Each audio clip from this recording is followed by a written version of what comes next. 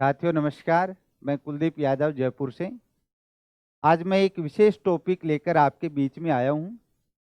Topic आपको नज़र आ रहा है, एग्जाम में सफलता पाने की तैयारी कैसे करें। एक विद्यार्थी जब विभिन्न प्रतियोगी परीक्षाओं की तैयारी करता है, उस तैयारी के लिए एक प्लानिंग बनाता है और उस प्लानिंग बनाने का उद्देश्य ये होता है वो कैसे सफल हो सके। उस सफलता के रूप में ही मैं मेरे अनुभवों से पूर्व के समय में जैसा महसूस किया है, जैसा मैंने बहुत से विद्यार्थियों को देखा है, समझा है, उसके आधार पर एक परिचर्चा आपके बीच में रखी है। तो देखिए किस रूप में हम सफलता को प्राप्त कर सकते हैं।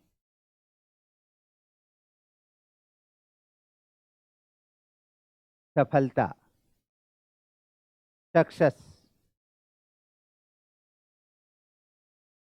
सफलता एक प्रक्रिया है, प्रोसेस है। सफलता प्राप्त करने का कोई शॉर्टकट तरीका नहीं है। इसके लिए एक निर्धारित प्रक्रिया को यदि अपनाया जाए तो उसे सफल होने की अधिक संभावनाएं होती हैं।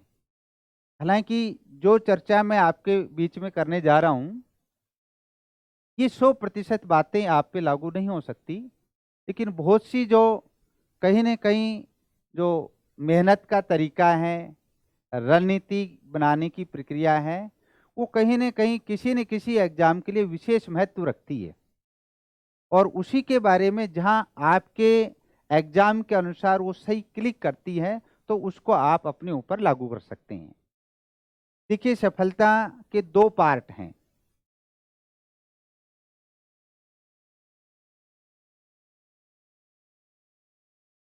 एक पार्ट है ए, मेहनत, वर्क।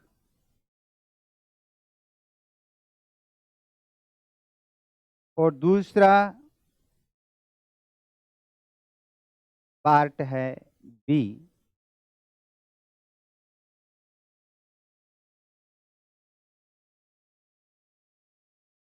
रणनीति, स्ट्रेटजी।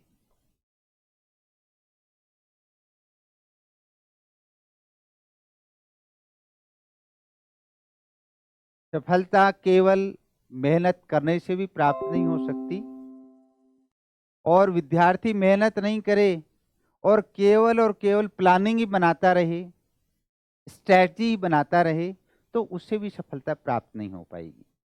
सफलता के लिए दोनों ही पिलर अपने आप में विशेष महत्व रखते हैं। यदि सफलता के लिए 100% तैयारी की आवश्यकता है, तो उसमें 80% योगदान मेहनत का है, वर्क का, और 20% योगदान स्ट्रैटेजी का है। और ये कहीं न कहीं अपने को ये नज़र भी आएगा, कुछ विद्यार्थी बहुत लेबोरियस होते हैं, बहुत मेहनती होते हैं, यानी इस वर्क वाले पार्ट को बहुत अच्छे ढंग से करते हैं, लेकिन वो कोई प्लानिंग नहीं बना पाते हैं। स्ट्रैटेजी क्या हो सकती है बेहतर ढंग से, जिससे कि सफलता अधिक सुनिश्चित हो सके। यहाँ का विद्यार्थी सफल होता है, लेकिन यहाँ के विद्यार्थी ने यदि रणनीति अच्छी बनाई है, तो उसकी सफलता अधिक सुनिश्चित होती है। और इन दोनों पार्ट को मिलकर ही अपन देखें तो सही मायने में एक विद्यार्थी सफल हो पाता है। मैं केवल यहाँ जो चर्चा है, केवल प्रतियोगी परीक्षाओं के संदर्भ में कर रहा हूँ, जीवन की सफलता की बात नहीं कर रहे हैं। और प्रतियोगी परीक्षाओं में सफलता का जो मायना है, जो अर्थ है, उसको आप समझ लें। किसी भी सरकार या विभाग द्वारा निकाले गए विज्ञापित पदों में से उस परीक्षार्थी का यदि नंबर आ जाता है तो वो विद्यार्थी सफल है, और यदि उन पदों की संख्या से बाहर है, यदि वो उसका चयन नहीं हो पाया, तो वो असफल है। सही मायने में आज की जो प्रतियोगी परीक्षाएं हैं, उनमें फेल और पास का कंसेप्ट नहीं है, उनमें केवल चयन का है। जो पदों की संख्या है उसमें यदि आपका स्थान बना है तो आप सफल व्यक्ति हैं, और उसमें स्थान नहीं बना है तो आप असफल हैं। तो आप देखिए, दोनों पार्ट मिलकर ही अपन सफलता की सीढ़ी को प्राप्त कर सकते हैं। पहले मैं पार्ट ए की बात करता हूं, मेहनत।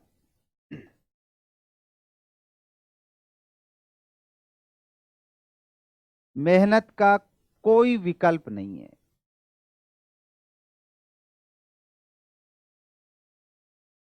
मेहनत करनी ही पड़ेगी। और पुराने बहुत से विद्वानों ने ये कहा भी है, यदि कार्य अच्छा है, कार्य बेहतरीन है, तो एड़ी से चोटी तक का पसीना बहाना पड़ेगा, वर्क करना ही पड़ेगा। इसका कोई शॉर्टकट तरीका नहीं है, कोई विकल्प नहीं है। मेहनत करनी ही पड़ेगी, तभी अपन सफल हो पाएंगे। और आज की प्रतियोगी परीक्षाओं के संदर्भ में तो मैं इस शब्द को और भी आपको गहराई में रखूं, तो इस वाले टर्म के लिए आज तो हार्ड वर्क का कंसेप्ट आ गया।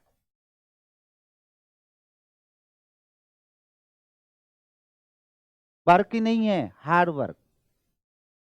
सामान्य रूप से आज जो परीक्षार्थी लगभग 20-21 साल के आसपास जब ग्रेजुएशन करता है, आईएएस आरएएस की तैयारी प्रारंभ करता है, या कोई बीए बीएड या बीएससी बीएड करके उसके बाद एमएससी करता है या एमए करता है, नेट जीआरएफ की तैयारी करता है, असिस्टेंट प्रोफेसर की तैयारी करता है, स्कूल लेक्चरर की तैयारी करता है, ग्रेड सेकंड व रिट की तैयारी करता है, तो वो इन सभी परीक्षाओं की जब तैयारी करता है तो लगभग उसकी उम्र 20, 21, 22 वर्ष के आसपास हो जाती है। तो वो अच्छे ढंग से समझदार है। और निश्चित रूप से जब वो तैयारी शुरू करता है तो उसको अपना भविष्य भी नजर आता है, तो वर्क तो करता ही है। 20-22 वर्ष का एक विद्यार्थी जिसको अच्छे ढंग से अपने भविष्य की समझ होती है, तो निश्चित रूप से वो वर्क करता ही है, मेहनत करता है। लेकिन मेहनत के साथ भी आज का समय कैसा है, जो प्रतियोगी परीक्षाओं में बहुत ज्यादा प्रतिस्पर्धा बढ़ती जा रही है, इसलिए हार्ड वर्क, वर्क में भी और कठिन कार्य, और दोनों में जो माइन्यूट अंतर है उसको भी आप समझें। वर्क जब आपका मन, आपका शरीर कहे तब आप कार्य करें, और जब आपका शरीर और मन थक जाए तब आप कार्य बंद कर दें। That's all work. Hard work क्या है? किसी भी कार्य को करते करते जब आपका शरीर थक जाए, मन ऊब जाए, उसके बाद भी उसी शिद्दत के साथ, उसी जुनून के साथ उस कार्य को करते रहना, दैट्स ऑल हार्ड वर्क। आप काम करते करते थक गए, आपका मन भी ऊब गया, उसके बाद भी आप उसमें लगातार अध्ययनरत हो, पढ़ रहे हो, वही आपका हार्ड वर्क है। और मैं मानता हूं आज के परिप्रेक्ष्य में 10 से 12 घंटे एक विद्यार्थी स्वाध्याय करता है या अध्ययन करता है, तो निश्चित रूप से वो हार्ड वर्क करता ही है। तो पहला टर्म तो आज के दिन विशेष रूप से हार्ड वर्क। लेकिन हार्ड वर्क की आदत कैसे आई, हार्ड वर्क किस रूप में कर पाए, एक विद्यार्थी हार्ड वर्क के लिए कैसे प्रेरित हो सकता है, और यदि ये हार्ड वर्क के लिए प्रेरित होगा तो उसके लिए निश्चित रूप से उसकी दृढ़ इच्छा शक्ति ही संभव कर सकती है।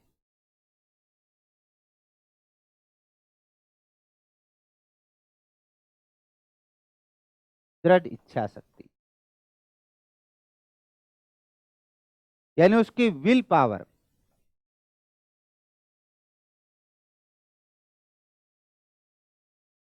उसकी विल पावर कितनी मजबूत है, उसी से निर्धारण होगा कि वो कितना हार्ड वर्क कर सकता है। किसी गोल को, किसी लक्ष्य को पाने के लिए उसमें कितनी बर्निंग डिजायर है, कितनी उसके अंदर से आग है, अब मेरे को ये कार्य करना ही है। जैसे मैं कहता हूँ yes I can do it, मैं ये अपने आप में करने का नजरिया है, अब मैं इस कार्य को कर सकता हूं, कि मजबूती के साथ कितना अंदर से स्वीकार करता है, वही उसकी दृढ़ इच्छा शक्ति है जो हार्ड वर्क करवाएगी। यदि दृढ़ इच्छा शक्ति नहीं है तो वो कार्य को इस रूप में करेगा, हो जाएगा तो ठीक, नहीं होगा तो ठीक। लेकिन यदि कार्य को करना ही है मस्ट के रूप में, तो निश्चित रूप से उसकी विल पावर बहुत ही मजबूत होनी चाहिए। जैसे मैं आपके सामने एक एग्जाम्पल रखता हूं, देखिए ये एक मोमबत्ती है।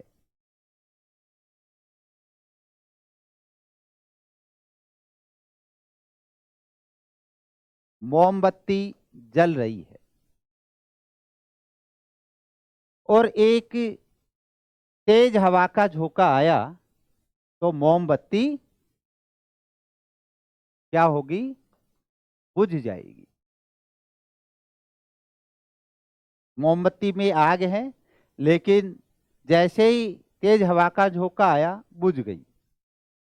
दूसरा टर्म देखिए आप, जंगल में आग लगी हुई है।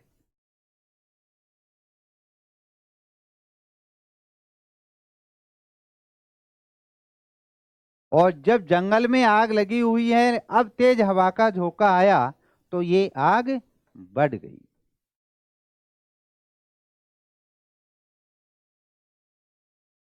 दोनों के अंदर मूल कंटेंट आग ही है।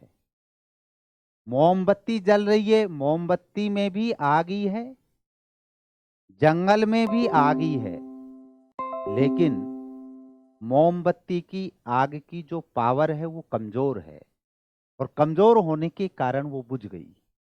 और जंगल की आग के अंदर पावर अधिक है, इसलिए वो बुझने की बजाय और ज्यादा बढ़ गई। जिन विद्यार्थियों के अंदर अंदर की विल पावर मजबूत है, उसमें सेल्फ मोटिवेशन है, उसमें माता पिता या भाई बहन के द्वारा भाई मोटिवेशन है और उसकी दृढ़ इच्छा शक्ति बहुत ही मजबूत बनी हुई है, तभी वो निश्चित रूप से हार्ड वर्क कर पाएगा। और हार्ड वर्क कर पाएगा तो निश्चित रूप से वो सफलता की 80% वाले पार्ट को पार कर पाएगा। लगभग मैं कहता हूं कि जो विद्यार्थी 10 से 12 घंटे पढ़ता है प्रतिदिन, जब शुरुआत में विद्यार्थी आता है तो शिक्षक या जो गाइड होता है वो भी ये कहता है 8 घंटे पढ़िए, 8 घंटे सोइए और 8 घंटे घूमिए, खाना पीना खाइए या समाचार पत्र पत्रिकाएं पढ़ें, यार दोस्तों से बात करें, तो 8-8 घंटे के रूप में रहता है। लेकिन जब विद्यार्थी दृढ़ निश्चय कर लेता है और जब उसको अपना गोल नजर आने लगता है, जिस परीक्षा के लिए वो तैयारी कर रहा है, तब मैं मानता हूं कि लगभग 10 से 12 घंटे उसको पढ़ाई के ऊपर देना स्वाभाविक है। और 10 से 12 घंटे कोई विद्यार्थी पढ़ रहा है तो निश्चित रूप से वो हार्ड वर्कर है और वो अपने कार्य के प्रति समर्पित है और ये इस कार्य का कोई विकल्प है ही नहीं, उसको पढ़ना ही है।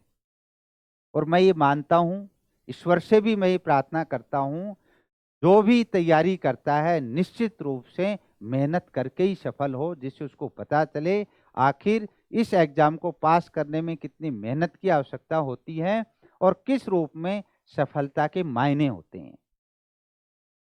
यदि 10 से 12 घंटे कंटिन्यूस विद्यार्थी ने पढ़ा भी, तैयारी भी की, उसके बाद भी उसका चयन नहीं हुआ, इसका मतलब उसने हार्ड वर्क तो किया था लेकिन फिर भी उसका सिलेक्शन नहीं हुआ, तो फिर बातें शुरू होती हैं आखिर ये क्या कारण है। और उसमें भी कई बार आपको देखने को स्थितियां मिलेंगी, विद्यार्थी ने 10-12 घंटे पढ़ा और उसने कहा कि पता किया बाद में, तो चर्चा हुई, किसी ने कहा आपके तो भाग्य में ही नहीं था। ऐसी बातें बहुत आपको सुनने की मिलेंगी, आपके तो भाग्य में ही नहीं था।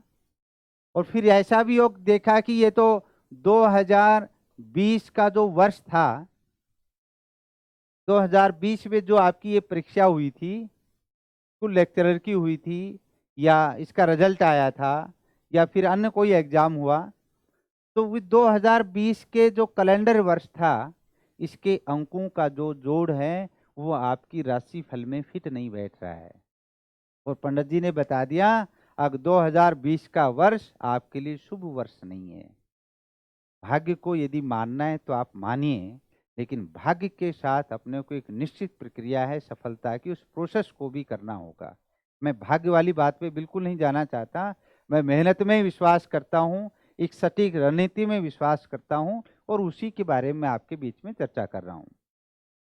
कैलेंडर बदलने से हालात नहीं बदलते हैं, हालात बदलते हैं खुद के बदलने से। तो निश्चित रूप से यदि आपने खुद ने तय किया है, तो ये वर्ष तो आते रहेंगे, हर बार आते हैं, इनसे कोई परिवर्तन होने वाला नहीं है। लेकिन जिस विद्यार्थी ने हार्ड वर्क किया और उसको सफलता नहीं मिली, निश्चित रूप से कहीं न कहीं उसका ये पार्ट था, शायद उसने इस पे ध्यान दिया नहीं, तो ये अपने आप में विशेष महत्व रखता है। और आज के समय के अंदर सफल और असफल में बहुत ही माइन्यूट अंतर है। यहाँ पॉइंटों में अब सफल और असफलता का अंतर होने लग गया है। कहीं न कहीं जो स्ट्रॉन्ग स्ट्रैटेजी, मजबूत रणनीति बनानी थी, उसमें तो कहीं कोई खामी नहीं थी। तो उसके बारे में देखते हैं कि रणनीति क्या होनी चाहिए। देखिए, अब बी पार्ट की अपन बात करते हैं, रणनीति।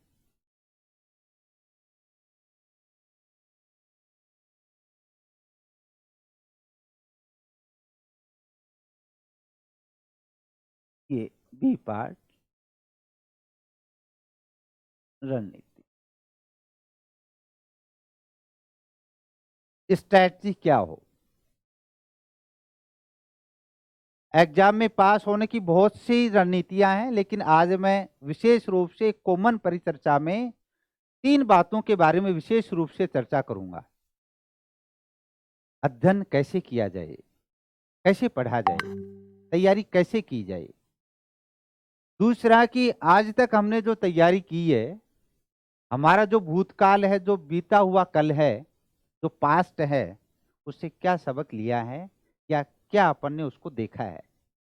और तीसरा है कि जो वर्तमान आगे आने वाली जो परीक्षाएं हैं, उनसे संदर्भित जहाँ में हम तैयारी कर रहे हैं, उन तैयारी संदर्भित प्रश्नों की प्रकृति, कोई टेस्ट सीरीज है, क्या उसको करने से अपने को क्या फायदा हो सकता है।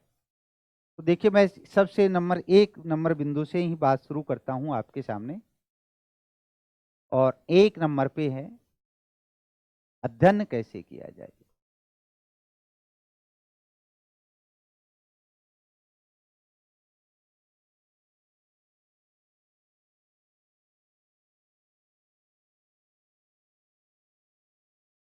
पढ़ा कैसे जाए। हर विद्यार्थी अपने मस्तिष्क से पढ़ता है, उसको कैसा गाइड मिला है या किस रूप में उसको सलाह मिली है, किस तरीके से सफल हुआ जा सकता है। और प्रत्याशी को निश्चित रूप से सफल और असफल दोनों प्रकार के विद्यार्थियों से मिलना चाहिए और उनके अनुभव को समझना चाहिए। सफल विद्यार्थी से ये हमें सीखना चाहिए कि क्या करना चाहिए जिससे सफल हुआ है, और असफल विद्यार्थी के अनुभवों से ये देखना चाहिए कि हमें क्या नहीं करना है जिससे कि हम असफलता वाली स्थिति से बचा जा सके। अध्ययन कैसे किया जाए, इसके लिए मैं एक आपके सामने डायग्राम प्रस्तुत करता हूं और जो कॉमन रूप में सभी पर लागू होता है।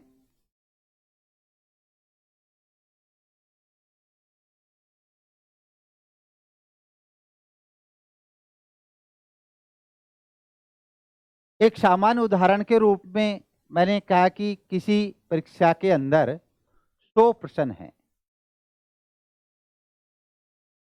हर परीक्षा की प्रकृति डिफरेंट है, लेकिन एक सामान्य अवधारणा के रूप में मैंने आपके सामने कहा कि 100 प्रश्नों की एक परीक्षा है।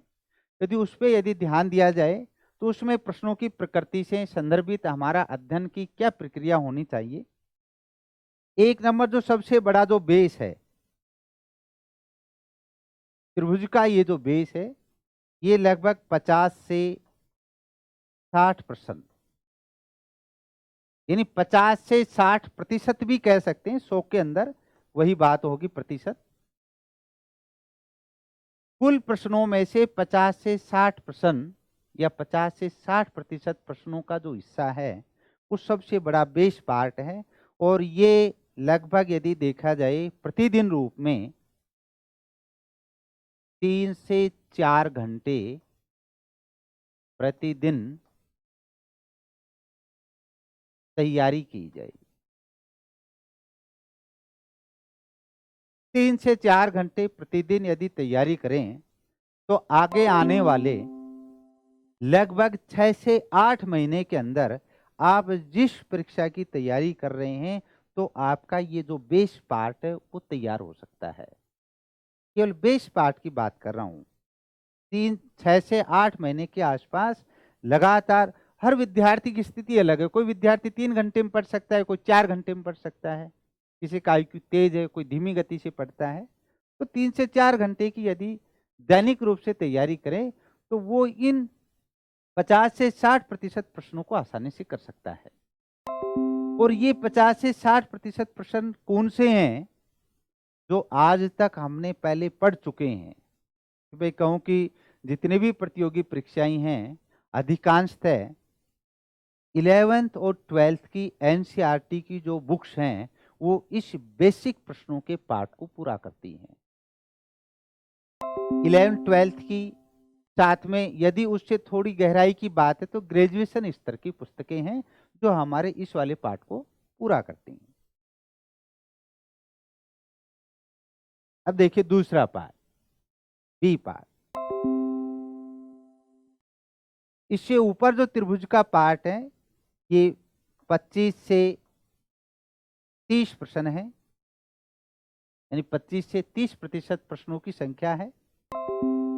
और यही ध्यान देने की जरूरत है कि प्रश्नों की संख्या यहां से आधी हो गई। यहां से आधी संख्या प्रश्नों की हुई, और जो टाइम मैनेजमेंट था, समय था, और यहां इस वाले भाग में जो समय है, ये दुगना हो गया।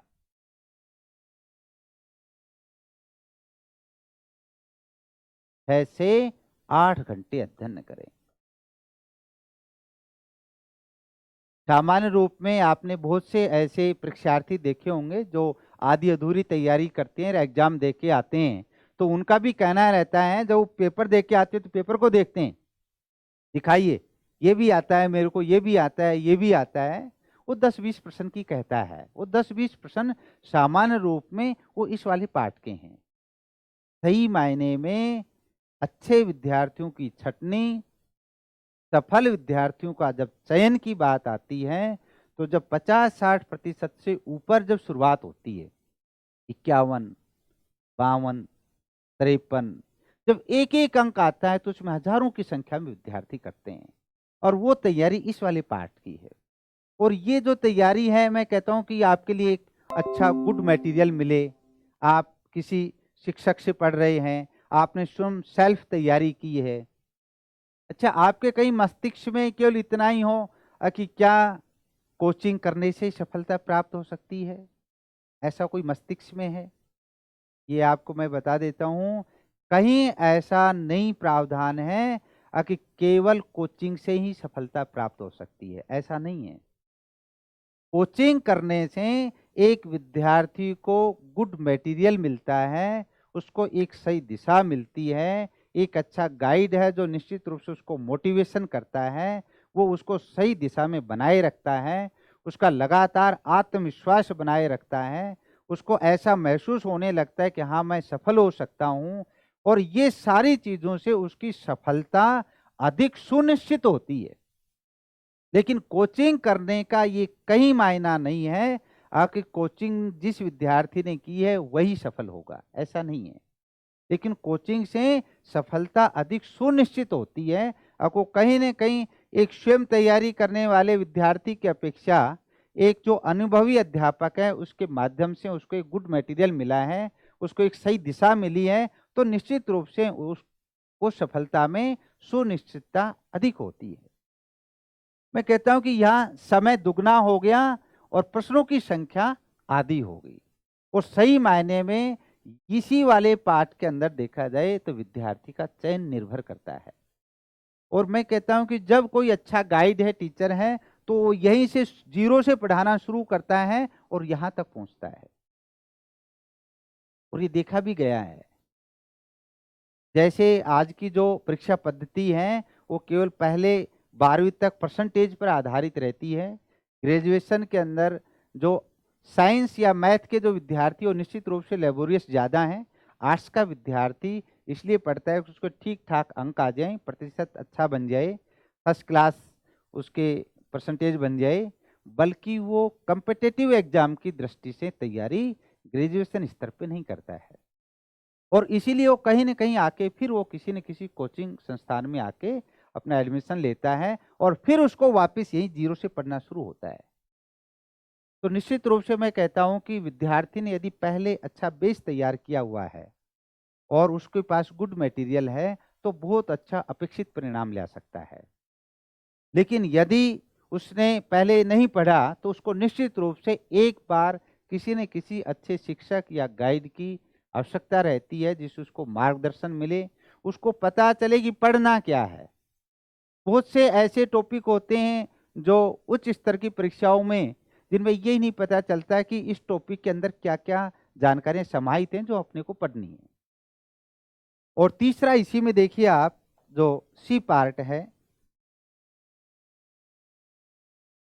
और ये पार्ट, ये जो टॉप पार्ट है जो त्रिभुज का, और ये लगभग 10 से 20% भाग है, प्रश्नों की संख्या है। लेकिन यहाँ तो समय लगा दुगना, और यहाँ जब आप देखेंगे तो यहाँ समय लगेगा 3 गुना।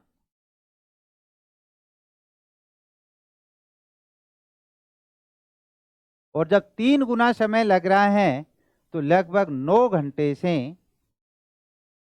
12 घंटे का समय इस वाले पार्ट के लिए चाहिए। प्रश्नों की संख्या 10 से 20%, समय इस वाले पार्ट से 3 गुना ज्यादा लगता है। जिसने प्रश्नों की प्रकृति, प्रश्नों की संख्या और टाइम मैनेजमेंट को समझ लिया, निश्चित रूप से वो बेहतरीन रणनीति बना सकता है। मैं कहता हूं कि इन दोनों पार्ट को यदि आप देखें, इस दोनों पार्ट को, तो ये लगभग आपको देखेंगे तो 80 से 90% के आसपास का ये पार्ट बनता है, 80 से 90%। और यदि आपको प्रतियोगी परीक्षा में सफल होना है, तो आपको इसी वाले पार्ट तक रुकना है।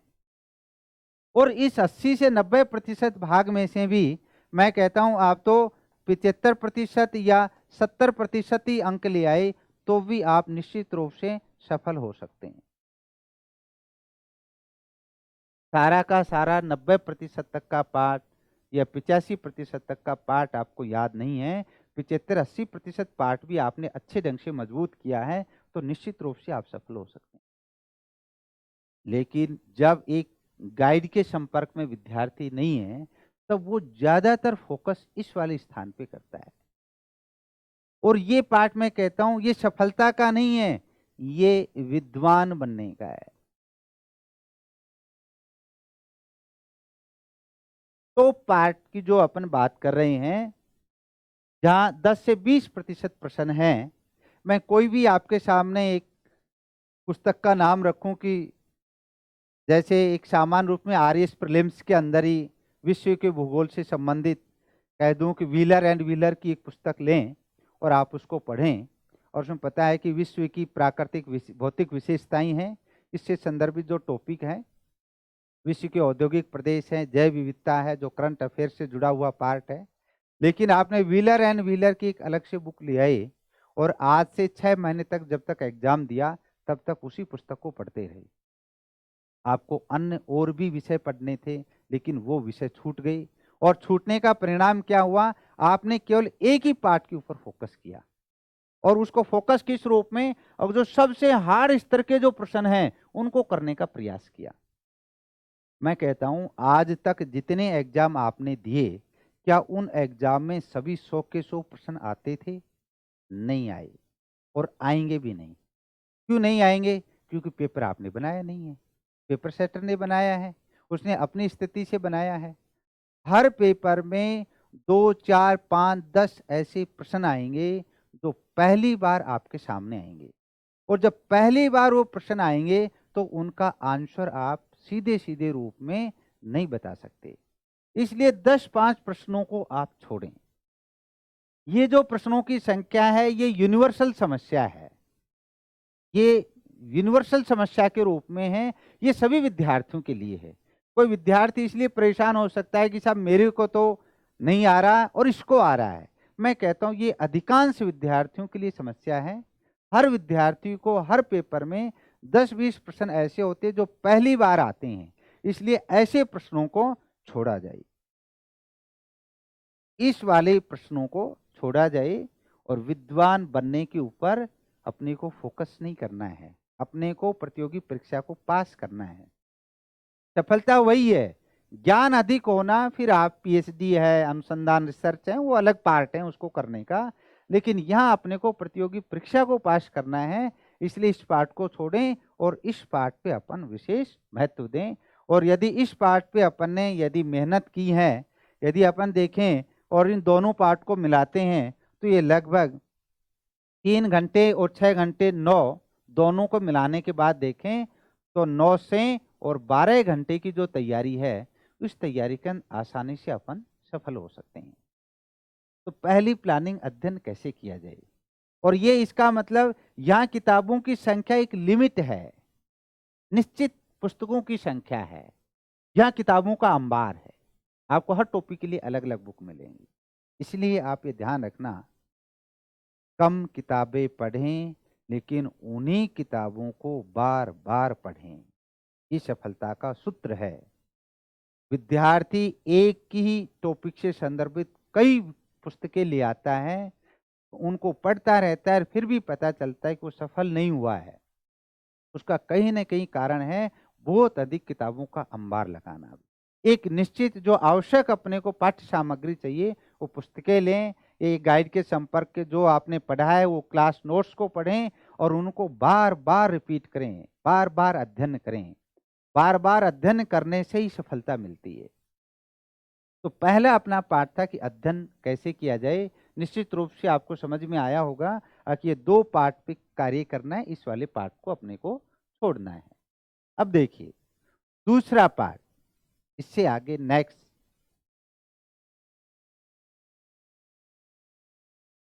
जो रणनीति वाले पार्ट की जो अपन बात कर रहे हैं,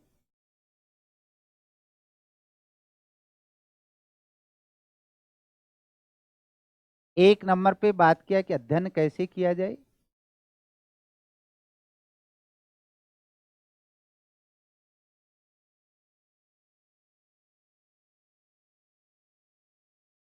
दूसरा जो पार्ट है, अब देखिए आप,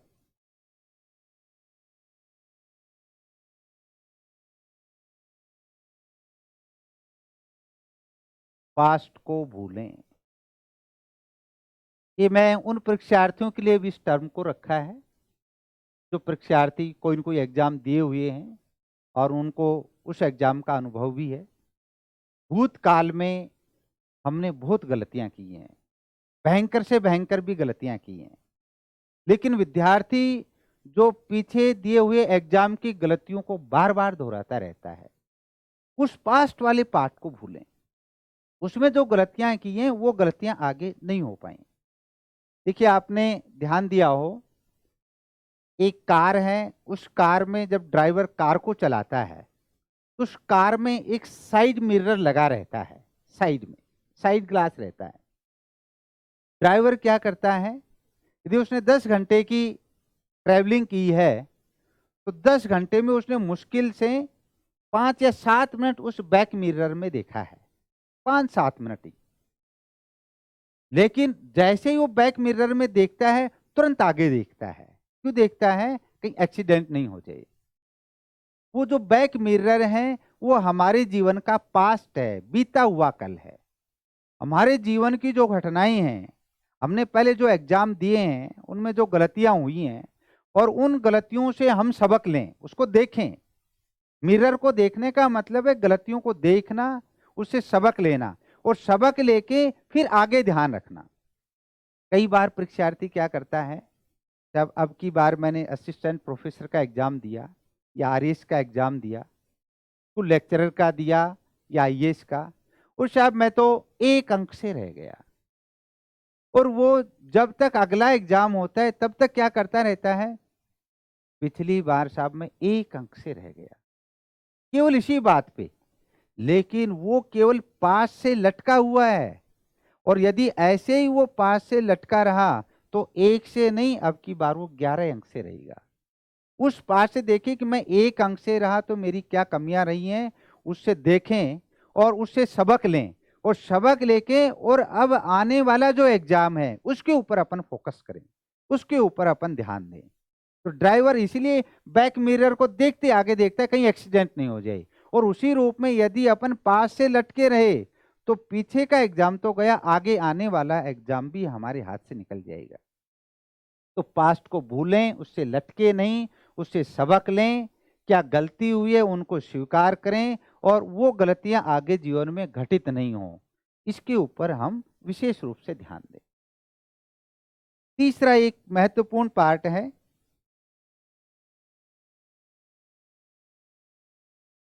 वो है टेस्ट सीरीज।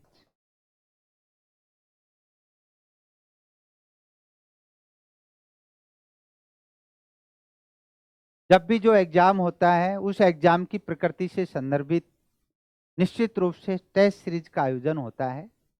आप जहां भी करें, कहीं भी करें, टेस्ट सीरीज निश्चित रूप से ज्वाइन करें।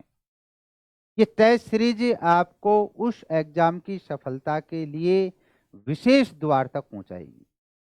इस टेस्ट सीरीज के आपने महत्व समझे हैं कि नहीं, मैं आपको इसका महत्व समझा देता हूं। ये टेस्ट सीरीज इसलिए नहीं है कि इस टेस्ट सीरीज के अंदर आने वाले जो प्रश्न हैं वही परीक्षा में आएंगे, नहीं, इसके अलावा इसका विशेष महत्व है।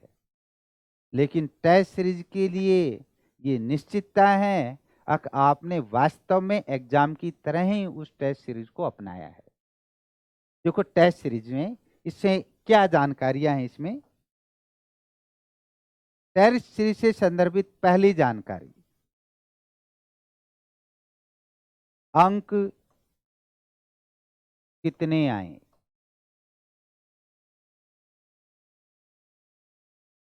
ध्यान नहीं देना। जो आपने टेस्ट सीरीज ज्वाइन की, जो आपने टेस्ट दिया एग्जाम के नजदीक और तैयारियां की, उस टेस्ट सीरीज में कितने अंक आए इसके ऊपर आपको ध्यान नहीं देना है। अंकों से कोई बात नहीं है, जितने भी आते हैं। कई बार विद्यार्थी इसलिए टेस्ट सीरीज नहीं देता है कि पता नहीं मेरे कितने अंक आएंगे, मैं कर पाऊंगा कि नहीं अच्छे ढंग से, लोगों को पता चलेगा इसके तो इतने अंक आए। कोई बात नहीं है, आज नहीं, जब एग्जाम फाइनल एग्जाम होगा, जब सारी दुनिया को पता चलेगा। बेहतर है आप अपनी कमियों को यही सुधारें। दूसरा, एग्जाम हॉल।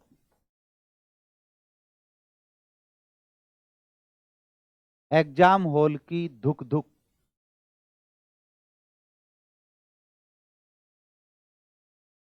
खत्म हो जाएगी, और ये बहुत विशेष रूप से है।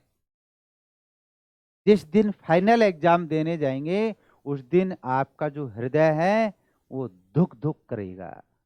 और ये दुख दुख आपकी कब मिट सकती है, जब आपने यदि टेस्ट सीरीज दी है और हूबहू एग्जाम के पैटर्न के ऊपर ही आपने टेस्ट दिया है, तो आपको एग्जाम के अंदर जो दुख दुख होगी, जो जिस एग्जाम का आपको डर है, वो डर आपको नहीं होगा, और आप पहले ही अच्छे ढंग से मजबूत और तैयार होके जाएंगे। और ये दुख दुख हमारी यदि हम स्थिर रूप में रहेंगे, मस्तिष्क स्थिर रहेगा, तो निश्चित रूप से हम पेपर को भी बहुत अच्छा अटेम्प्ट कर पाएंगे।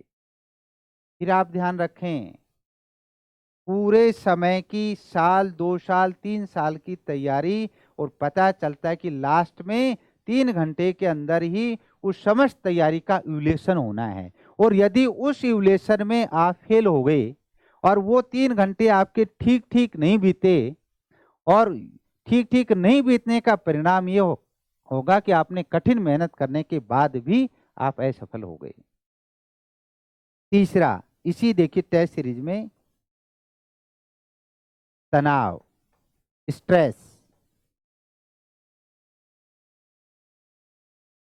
तनाव को झेलना।